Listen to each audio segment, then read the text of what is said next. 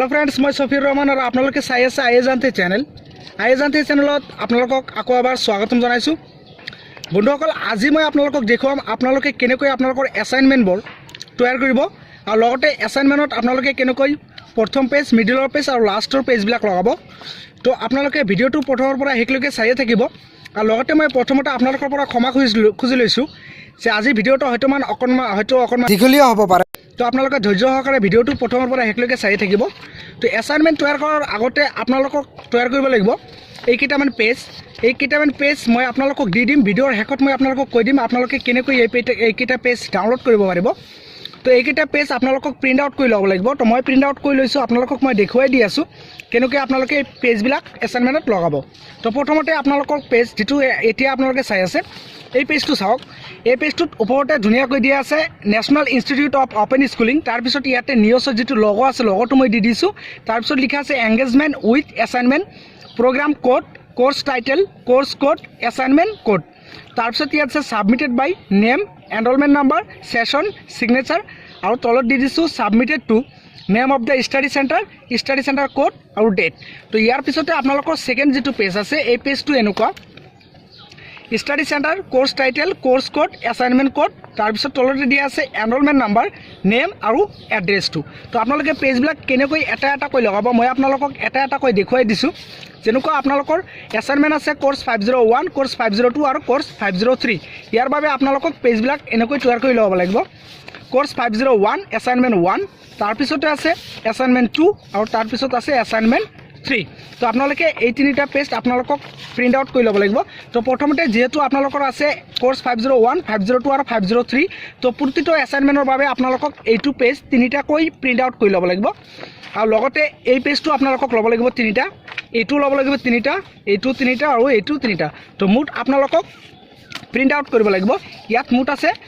page আছে 5টা page আছে আপোনালোকক 3 5 গুণ 15টা পেজ আপোনালোকক প্ৰিন্ট আউট কৰি ল'ব লাগিব তো এতিয়া মই আপোনালোকক দেখুৱাই দিছো আপোনালোকে কি কৰিব তাৰ পিছত চাওক এইকেইটা এই যেটো আছে আপোনালোকে চাই আছে ষ্টিক কভাৰ ফাইল তো ষ্টিক কভাৰ ফাইল বিলাক আপোনালোকে মাৰ্কেটত अवेलेबल হয় আপোনালোকে গলে পাই যাব 10 টকা এইটোৰ মূল্য তো এটা এটা কৈ তিনিটা আপোনালোকক এছাইনমেন্ট তৈয়াৰ কৰিব লাগিব তো এতিয়া মই ইয়াত থৈ দিছো এছাইনমেন্ট বিলাক মই লৈছো এবাৰ হয় এছাইনমেন্ট তো ইয়াত দুটা প্ৰশ্ন আছে ইয়াত দুটা প্ৰশ্ন দিয়া আছে তো দুটা প্ৰশ্ন কোৰ্স 501 ৰ কাৰণে আছে দুটা কোৰ্স 501 ৰ কাৰণে 5টা প্ৰশ্ন আছে তাৰ ভিতৰত প্ৰথমতে আছে কোৰ্স 501 ৰ যেটো আছে এছাইনমেন্ট 1 ৰ দুটা প্ৰশ্ন আছে তো ইয়াত দুটা প্ৰশ্ন দিয়া আছে এই দুটা প্ৰশ্ন আপোনালোকক আগতে ল'ব লাগিব তাৰ পিছত আপোনালোকে ল'ব ইয়াত যেটো পেজ আছিল ফ্ৰন্ট পেজটো প্ৰথমৰ পেজ যেটো আছিল এই পেজটো আপোনালোকক ইয়াত ওপৰত দিব লাগিব তাৰ পিছত আপোনালোকক দিব লাগিব ইয়াত দ্বিতীয় পেজটো এই পেজটো আপোনালোকক ইয়াত এটো লগাব লাগিব তো এটো লগাৰ পাছত আপোনালোকৰ ওপৰত আহি গল এটা পেজ দুটা পেজ তাৰ পিছত আপোনালোকক দিব লাগিব ইয়াত যেহেতু আপোনালোকে জানে এটো কোৰ্স 501 তো কোৰ্স 501 ৰ যেটো পেজ আছে এই পেজটো আপোনালোকক ইয়াত দিব লাগিব কোৰ্স 501 এছাইনমেন্ট 1 তো এতিয়া আপোনালোকৰ কোৰ্স 501 ৰ দুটা প্ৰশ্নৰ বাবে এছাইনমেন্ট 1 ৰ যে দুটা প্ৰশ্ন আছিল এই দুটা প্ৰশ্নৰ বাবে আপোনালোকৰ এছাইনমেন্টটো ৰেডি হৈ গৈছে তো ইয়াৰ পাছত কোৰ্স 501 ৰ এছাইনমেন্ট 1 ৰ দুটা প্ৰশ্ন উত্তৰটো গল এতিয়া আপোনালোকক লগাব লাগিব ইয়াতে কোৰ্স 501 ৰ এছাইনমেন্ট 2 এই পেজটো ইয়াত লগাই দিব লগাৰ পাছত এতিয়া এছাইনমেন্ট 2 যেবিলাক আছিল প্ৰশ্নবিলাক এছাইনমেন্ট 2 ৰ প্ৰশ্ন উত্তৰবিলাক ইয়াতে দুটা প্ৰশ্ন আছে এছাইনমেন্ট 2 দুটা প্ৰশ্ন ইয়াতে আছে তো এই দুটা প্ৰশ্ন কি কৰিব আপোনালোকে এতিয়া এইটো ইয়াত লগাই দিব ইয়াত লগাই দিয়াৰ পাছত আপোনালোকে এতিয়া ইয়াত এইটো এই পেজটো ইয়াত এংগেজ কৰি দিব এছাইনমেন্ট 3 আৰু এছাইনমেন্ট 3 পেজটো দিয়াৰ পাছত আপোনালোকক দিব লাগিব এইবিলাক পেজ অৰ্থাৎ এছাইনমেন্ট 3 এটা প্ৰশ্নই আছিল 1000 ওয়াৰ্ড লিখিবলৈ কোৱা এই পেজটো আপোনালোকে ইয়াত এনেকৈ লগাই দিব তো আপোনালোকৰ কোৰ্স 501 ৰ যে 5টা প্ৰশ্ন উত্তৰ আছিল 5টা প্ৰশ্ন উত্তৰৰ এছাইনমেন্টটো ৰেডি হৈ গৈছে এতিয়া মই আপোনালোকক দেখুৱাই দিছো কোৰ্স 501 ৰ বাবে এটো ফ্ৰন্ট পেজ অৰ্থাৎ সকলোবিলাক কোৰ্সৰ বাবে এই পেজ দুটা আপোনালোকৰ কাৰণে দৰকাৰ হ'ব এই দুটা পেজ তো এই দুটা পেজ আপোনালোকে দুটা তিনিটা কৈ প্ৰিন্ট আউট কৰি ল'ব তো ইয়াত কোৰ্স 501 ৰ বাবে এটো ফ্ৰন্ট পেজ তাৰ পিছত এটো সেকেন্ড পেজ কোৰ্স 501 এছাইনমেন্ট 1 ৰ বাবে এটো পেজ এতিয়া আহি গল আপোনালোকৰ কোৰ্স 501 এছাইনমেন্ট 1 ৰ দুটা প্ৰশ্ন তো এটা প্ৰশ্ন গল এতিয়া আহিল ইয়াত 2 নম্বৰ প্ৰশ্নটো তো ইয়াত 2 নম্বৰ প্ৰশ্নটো শেষ হল 2 নম্বৰ প্ৰশ্ন শেষ হোৱাৰ লগে লগে আহি পাম আমি ইয়াত এছাইনমেন্ট 2 তো এছাইনমেণ্টটোৰ এইটো পেজ যেতিয়া আপুনি এনেকৈ উলটাই ল'ব তাৰপিছত আহিব এছাইনমেণ্টটোৰ দুটা প্ৰশ্ন ইয়াত আপোনালোকে দেখিবলৈ পাব এছাইনমেণ্টটোৰ এটা প্ৰশ্ন গ'ল এতিয়া আহিল এছাইনমেণ্টটোৰ দ্বিতীয় প্ৰশ্ন এছাইনমেণ্টটোৰ দ্বিতীয় প্ৰশ্নটো গ'ল এতিয়া ইয়াত আপোনালোকে দেখিবলৈ পাইছে এছাইনমেণ্ট 3 তো এছাইনমেণ্ট 3 এটা প্ৰশ্নই আছে এইটো গ'ল আপোনালোকৰ এছাইনমেণ্ট 3 প্ৰশ্ন উত্তৰ তো এইটো আপোনালোকৰ এতিয়া ৰেডি হৈ গৈছে ৰেডি হোৱাৰ পাছত আপোনালোকে ষ্টিক কভাৰ ফাইল এটা ল'ব ষ্টিক কভাৰ ফাইল তো ইয়াত এই পেপাৰখন আছে ইয়াত এইটো মই উলিয়াই দিছোঁ তাৰপিছত কি কৰিব ইয়াত আপোনালোকে এইটো লগাই দিব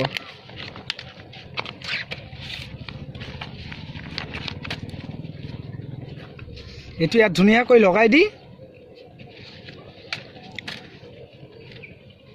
এতিয়া আপুনি ষ্টিকটো ইয়াত লগাই দিব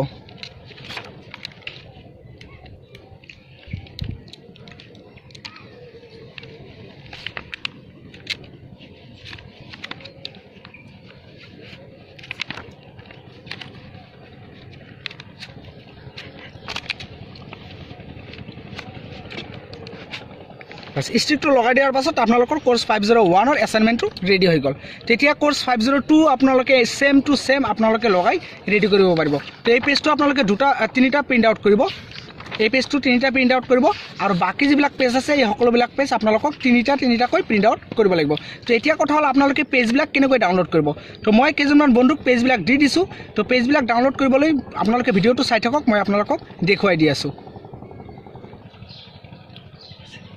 তো এইটো মই ইয়াতে ৰাখি দিছোঁ তাৰপিছত আহিব আপোনাৰ কোৰ্স 502 তো কোৰ্স 502 আপোনালোকক সেম টু সেম বনাব লাগিব ইয়াত কোৰ্স 501 ৰ বাবে দুটা প্ৰশ্ন ইয়াত আছে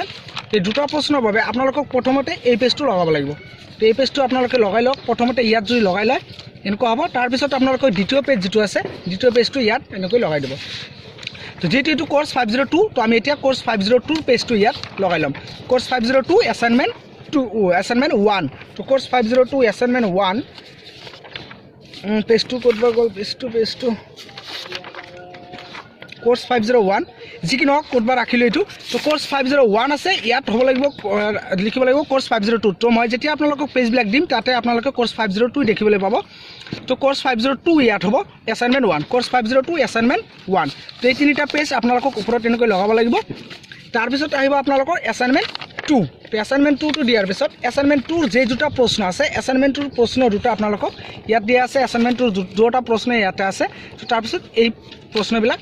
পেপাৰবিলাক আপোনালোকে ইয়াত দি দিব তাৰপিছত আহিব এছাইনমেণ্ট 3 তো এছাইনমেণ্ট 3 টো ইয়াত লগাই দি আপোনালোকে এনেকৈ এছাইনমেণ্ট 3 যেটো প্ৰশ্ন উত্তৰ আছে এইটো ইয়াত লগাই দিব লগাই দিয়াৰ পাছত আপোনালোকে ষ্টিক কভাৰ ফাইলত লগাই ল'লে আপোনালোকৰ বাস এনেকুৱা ধুনীয়া দেখা যাব এইটো চাওক এট্ৰাক্টিভ হৈ আছে পেজটো এনেকুৱা ধুনীয়া দেখা যাব তো এইটো গ'ল এতিয়া আপোনালোকে এছাইনমেণ্ট 3 টো ঠিক যেনেকৈ মই কৈ দিলোঁ আপোনালোকক এছাইনমেণ্ট 1 এছাইনমেণ্ট 2 তো এই পেজবিলাক যেতিয়া আপোনালোকে তিনিটাকৈ প্ৰিণ্ট আউট কৰি ল'ব তেতিয়া আপোনালোকে কোৰ্স 501 কোৰ্স 502 আৰু কোৰ্স 503 আপোনালোকে ইয়াত লগাই দিব পাৰিব তো কোৰ্স 503 টো মই আপোনালোকক দেখুৱাই দিছোঁ